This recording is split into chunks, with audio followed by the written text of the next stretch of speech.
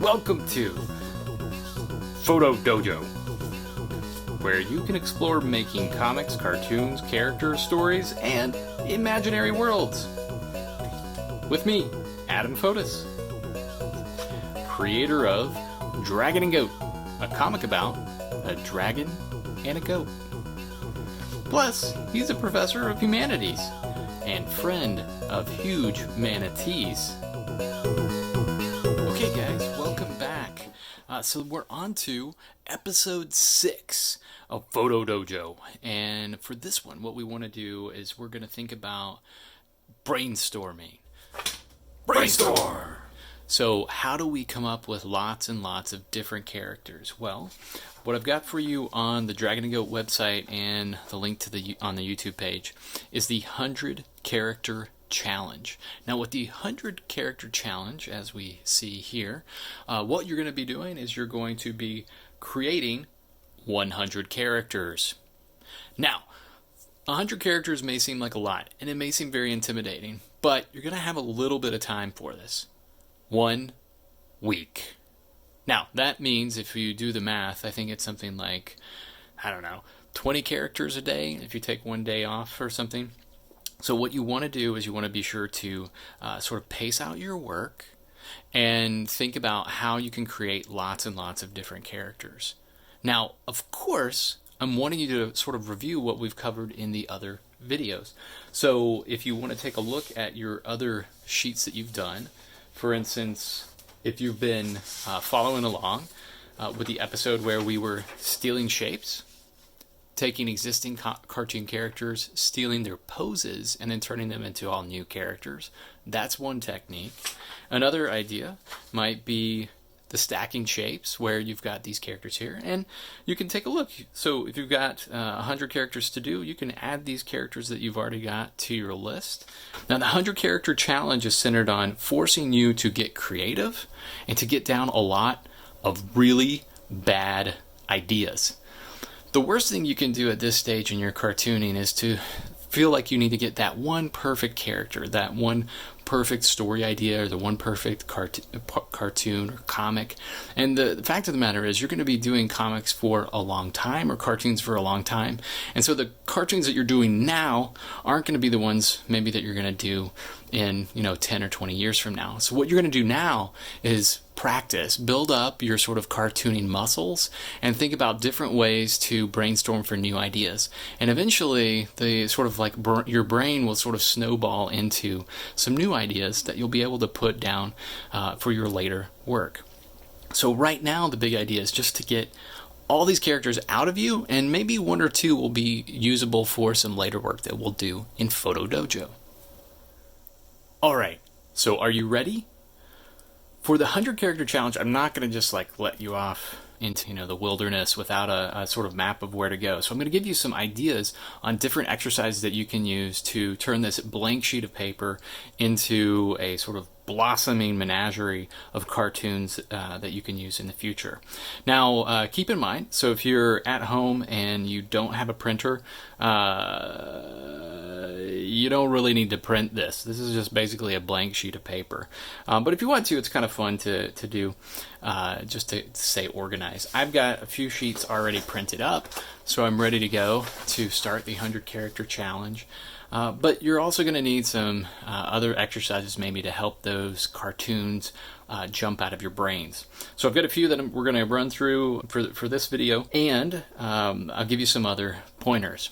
Now the first thing that you want to be sure that you're doing is saying no to screens. So for the next week when you're doing the 100 character challenge, instead of playing video games, instead of watching TV, watching Netflix, or whatever other sort of like mind-melting media you engage with on a screen, what I want you to do is replace your screen with an actual piece of paper. Now if you've been drawing on your computer, I guess that's fine, but generally I prefer working on paper. It does something different to your brain when you're working on an actual sort of material using your hands and this wooden stick thing, or at least maybe a plastic stick thing. That's fine too, but it's going to help you sort of immerse yourself in the process. If you're on a screen, it's going to be very distracting, and that's what screens are all about, right? So make sure for the next week you don't watch any screens. unless it's to come back to Foto Dojo and of course check in on some of our awesome videos that we've seen before. Right?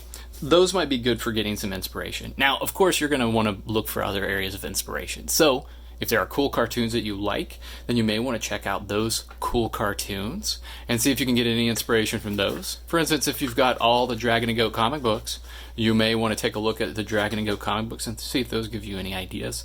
But if there's another like comic series that you really like Avatar, I don't know, One Punch Man, or The Simpsons, you've got 5 main characters.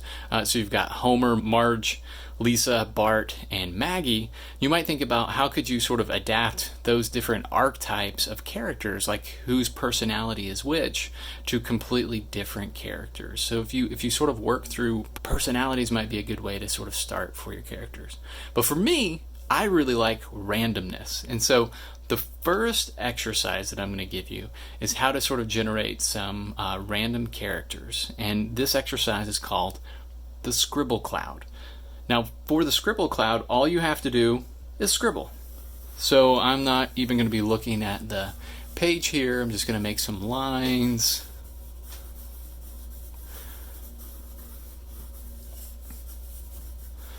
All over, like this. So then I'm going to take a look at the different lines I have, and this is going to be my cloud. So if you've ever gone outside a park, you've sort of looked up the clouds, sort of imagined what are the different shapes that you see in the clouds and what could they be, like that giant fluffy bunny eating, I don't know, like a beetle's head or something like that. Whatever your imagination sort of is inspired to think of the sort of clouds in the sky, we can do the same thing with the lines that we see here on the paper. And so for this, you can work a couple different ways. I've got my pencil down here, and so you could go over it with ink or a darker pencil.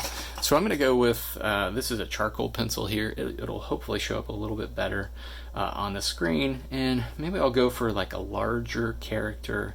So I'm just going to look at some of the different shapes, sort of feel my way through what I see. This is something that my dad taught me, like when I was starting off drawing, just as a way of sort of getting over writer's block or drawer's block to come up with new ways to sort of invent characters. So here I've got this line, I kind of like that there.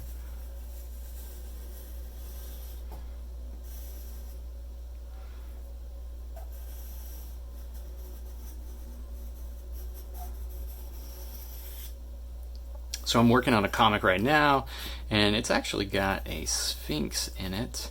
And so this is kind of reminding me of maybe like a griffin. So I'm getting sort of a griffin-y feel from this to start. And you can make adjustments, right? Like you're not beholden entirely to the lines that you see or that you've already gotten down here. The main thing is that you're improvising. So you're letting your sort of subconscious or unconscious mind take over in the drawing process. Don't think too much of it. Don't even think maybe about the quantity that you're sort of working towards here. That can kind of also sort of frag your mental abilities as you're sort of worried about numbers. Just sort of let the characters come out of you. With the 100 character challenge, like really, at the beginning stages, it is going to be hard. It's going to be slow getting those initial characters.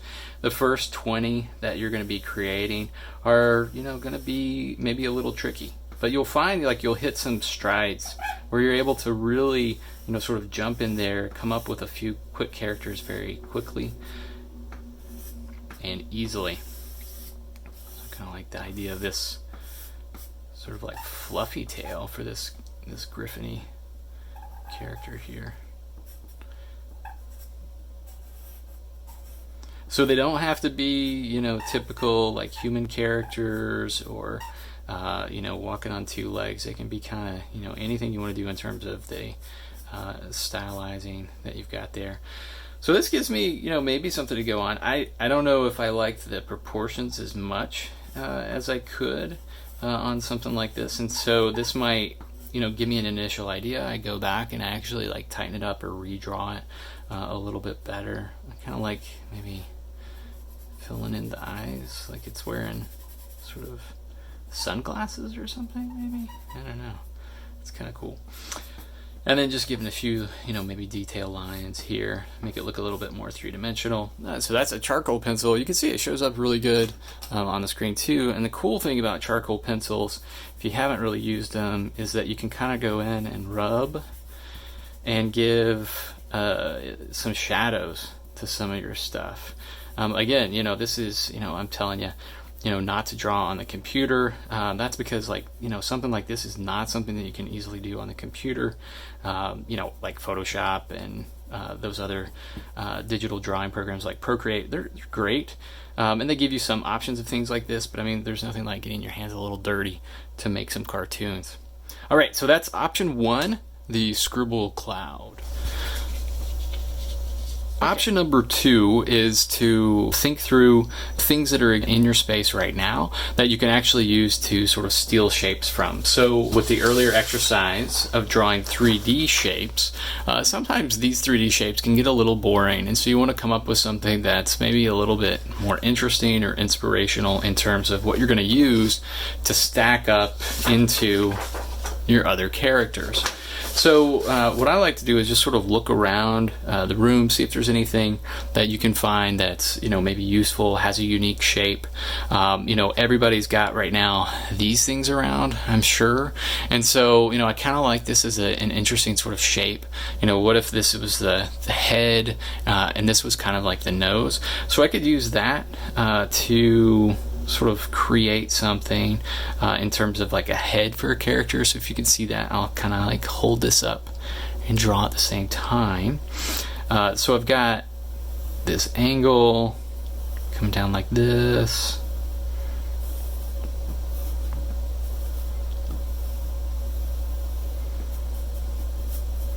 Now if you can't get it perfect, I mean, don't worry about it like right now. I've been drawing hand sanitizer bottles for years. Now, and what I like about these like sort of random shapes is that they're made out of, obviously multiple shapes. So we've got the cylinder here, and then this shape is kind of like a rounded off rectangle. So that's kind of cool. This immediately for me starts to look like a snout. So what I'd want to do is like come up with something that can maybe look like, or sort of stand in for the body. And I've got just like a simple cylinder here, and so I see this and like that angle kind of matches perfectly. So what I'm going to do is just sort of have that come down like this, and maybe I create a bit of a tilt like that. And so that sort of helps me see like how I want to do the body for this character. Now for this one, I don't know, I can kind of do a few things.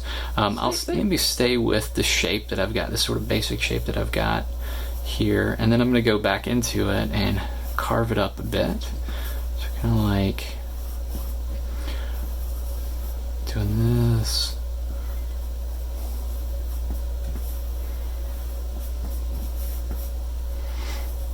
And I do a lot of funny animal comics, so animals jump out at me like very quickly. So I like this. This is maybe becoming kind of like a wolf, kind of like that. We can get some fur going this way, and then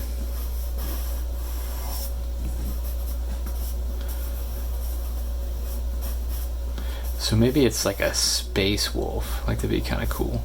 So we do kind of come down a bit more, maybe turn this into maybe a helmet, and then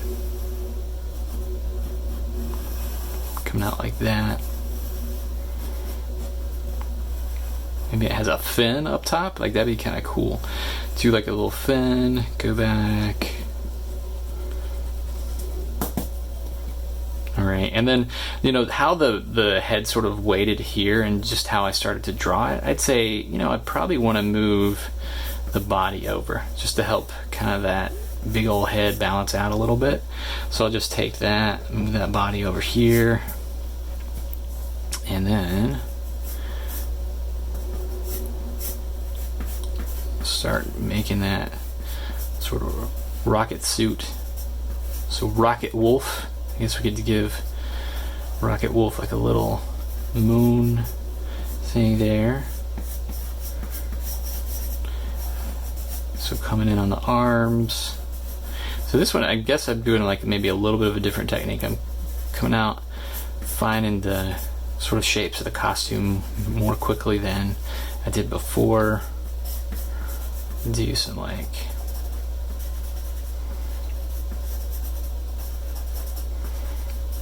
claws. I keep it pretty loose, pretty sketchy for these. For the 100 character challenge, you know, don't feel pressure to, you know, sort of make these look, you know, super polished. You can go back and always, you know, go back and ink them. I think that's perfectly cool. But, you know, don't feel pressure to necessarily do that. You know, maybe only a few of them really stick out to you that you need to go back and take a look at in terms of refinement. The main idea, again, is just like brainstorming, getting out these ideas and seeing where they go. You know, they may not go anywhere, but that's cool, because like no matter if you use this character for anything, you know, it's kind of a fun exercise, but it just sort of opens up your brain to some new ideas, thinking through things a little bit more creatively than you would have in the past. So then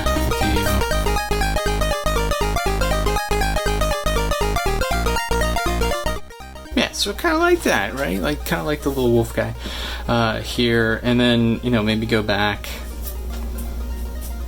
figure out, you know, how to make that snout a little bit more believable within like wolf proportions, or make it more like a space outfit or something like that, you know, like a space helmet. So that's just taking a look at random objects, and you've got these all over your house. You know, look at your lamps. Carpet is also like something kind of cool to look at. Like if you have an old rug, I can look at the sort of like patterns in the rug, or the fibers in the rug, and the shadows and the lights. They start to function like a Scribble Cloud, so you can also kind of use that for inspiration as well. But the main thing is just try to get down as many characters as you can. You've got a week, and so the 100 character challenge, it seems daunting, but as you get into it, you'll see that, you know, being able to crank out just a few characters a day, you'll actually be able to build up, you know, your drawing skill. And what I really encourage you to look at is like, what is the difference between the first 5 characters and the last 5 characters like 95 through 100, or maybe like 85 through 90. Sometimes that's a really good sweet spot for your best work. But you'll notice like maybe the characters become more fluid, they're easier to come to you, you don't have to think as hard, or really when you get to 100, you end up still coming up with more characters. And so I strongly suggest, as you're working on this or afterwards, to you know, take a look at getting a sketchbook. So I like having a sketchbook like this. So whenever you need to come up with different ideas, make sure that you've got something that you can store your ideas. Don't count on yourself remembering to draw it next time that you sit down. Be, you know, really conscious of being able to get your ideas out immediately, and then you'll be able to get back to them, refine them when you have a little bit more time. Now, the 100 character challenge is here to boost your cartooning. But as an added incentive, the first 10 people who send me their completed 100 character challenge sheets within a week or however long it takes you, numbered with all new characters that are completely new, completely original, you will get a dragon or goat pen. The dragon one actually glows in the dark. We've got the Guru dragon pen here, and then this is the sparkly celestial goat. So either one of these, just let me know which one you want, and you can send in your pictures of your completed pages. Make sure that they're numbered pretty clearly with where you've got the characters, but it doesn't have to be gridded out. You can just sort of do characters here and there. They should be like fairly finished, look a little different from one character to the other, but the first 10 people will get one of these sparkly shiny pens, and I'll mail it to you. So just send me your images through the Dragon & Go website. Include your name and your address. I'll be posting the winners on the Dragon & Go gallery with, of course, just your first name and first initial. But let me know if you have any questions about that in the comments. Once the 10 people have claimed, the first 10 people have claimed their pins, I'll put a note on the YouTube page. Of course, everybody is invited to continue the 100 character challenge. Feel free to message me your finished work, and I'd love to check out what you're doing with your cartoons. And remember, draw relentlessly. Whoa, that was weird. Thanks for stopping by. And follow us at